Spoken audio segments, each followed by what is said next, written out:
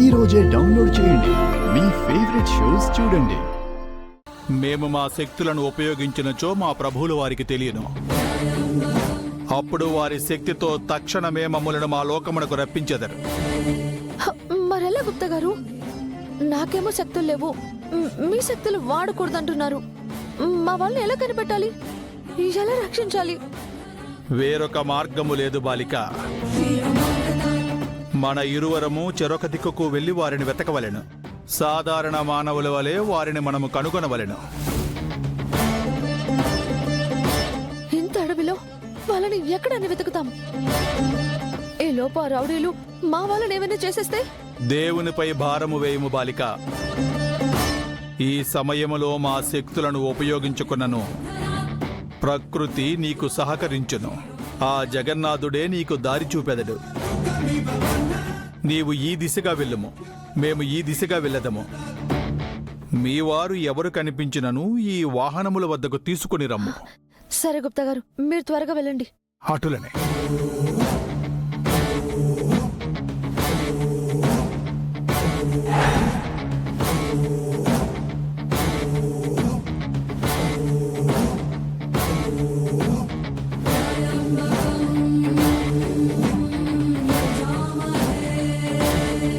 భాగి,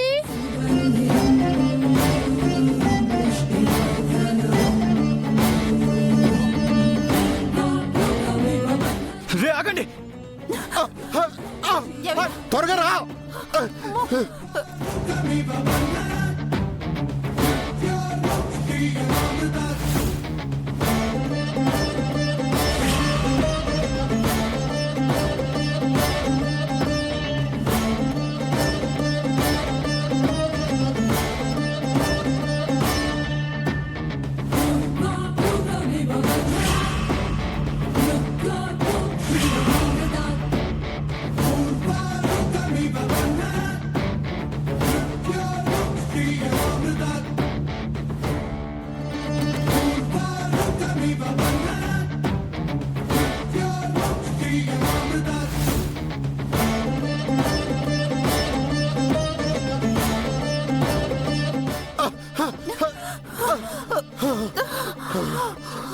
ఏవయ్యా, నా ప్రాణం తీయటానికి నీ కూతురు సీమంతమని చెప్పి నన్ను ఈ అడవిలోకి తీసుకొచ్చావా? నీ ప్రాణం తీయడానికి ఎంత దూరం తీసుకురావాలా?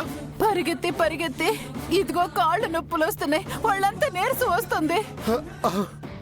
పైగా గొంతు కూడా ఎండిపోతుందయ్యా. నేను చచ్చిపోయేలా ఉన్నానయ్యా. ఏంటయ్యా అలా చూస్తున్నావు?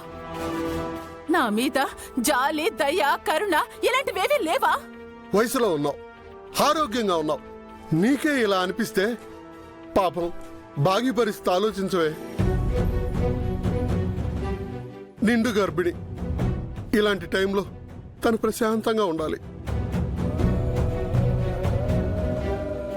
కానీ నా వెర్రితనం వల్ల తనని ఇన్ని కష్టాల్లో పడేశాను.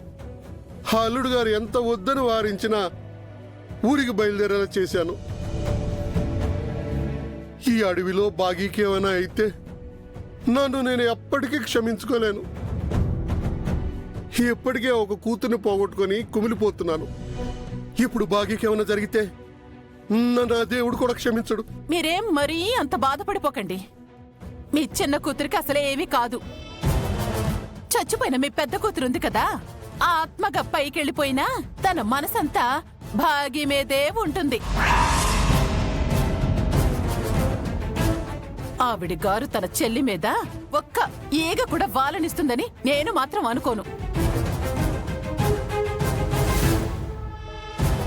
మీ చిన్న కూతురు గురించి మీరస్సలు బాధే పడకండి. అబ్బా, ఇన్ని రోజుల తర్వాత నీ నోటి నుంచి ఒక మంచి మాట విన్నానే.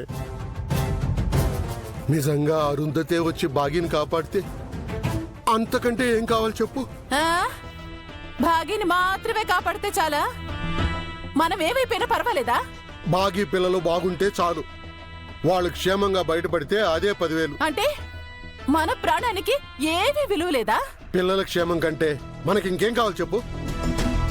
ఎప్పుడు స్వార్థంగానే ఆలోచిస్తావు. కనీసం ఇప్పుడైనా మంచి మనసుతో, తల్లి మనసుతో ఆలోచించు. నీకు పిల్లలు పుట్టే అదృష్టం ఎలాగూ లేదు. ఈ అడవిలో బాగీ పిల్లలకి ఏ కష్టం రాకుండా బయటపడాలని కోరుకో. అప్పుడు నువ్వు అమ్మవైనట్టే. పదా. పదండి. భాగి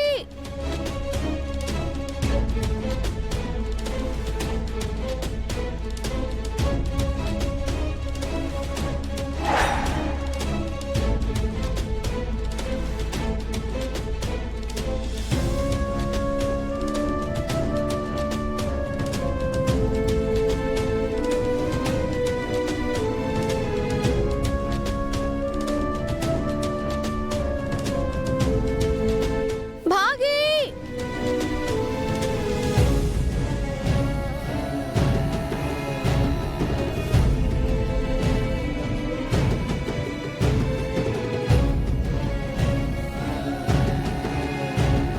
బాగి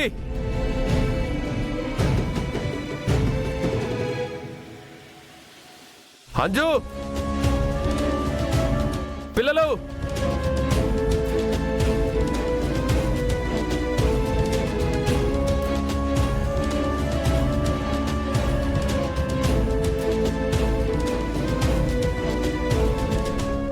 భాగి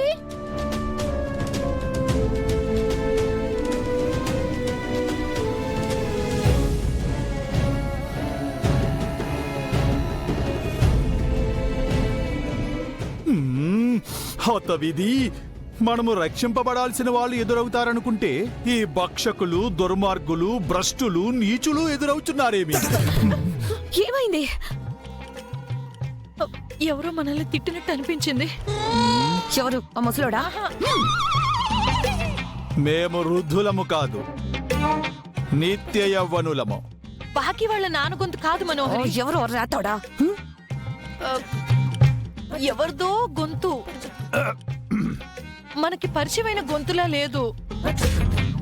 ఈ అడవిలో మనుషులే కనిపించట్లేదు, గొంతులు వినిపిస్తున్నాయంట. ఈ దయ్యాలవో భూతాలవో ఏంటుంది. మేము దెయ్యము కాదు, భూతము కాదు, నీవే దుష్ట బాలికము. మేము దైవాంశ సంభూతులము. మళ్ళీ ఏం వినిపించింది? ఏదో దేవుడు అన్నట్టు వినిపించింది. ఆ అడవిలో దేవుడు అని వినిపించడం ఏంటి? భయంతో నీకు భ్రమలు ఊహలు కలుగుతున్నట్టున్నాయి. మనోహరి, నీకే శబ్దం వినిపించట్లేదా? లేదు. ఆమె మాంత్రికురాలైనను మంత్రగతి అయినను అప్పుడప్పుడు మనసుతో ఆలోచించే అలవాటు ఉంది గనక మా మాటలు కొంతైనను ఆమెకు వినిపించుచున్నవి. నీవు మనుష్య జన్మ ఎత్తినను ఎప్పుడు దుర్మార్గముగా, నీచముగా, నికృష్టముగా ఆలోచించదువు గనుక నీకు మా మాట ఒక్కటిగాక ఒక్కటి కూడా వినిపించదుగాక వినిపించదు. చంబా, ఏదో విధంగా మనం కార్ దగ్గరికి వెళ్తే అక్కడి నుంచి తప్పించుకోవచ్చు.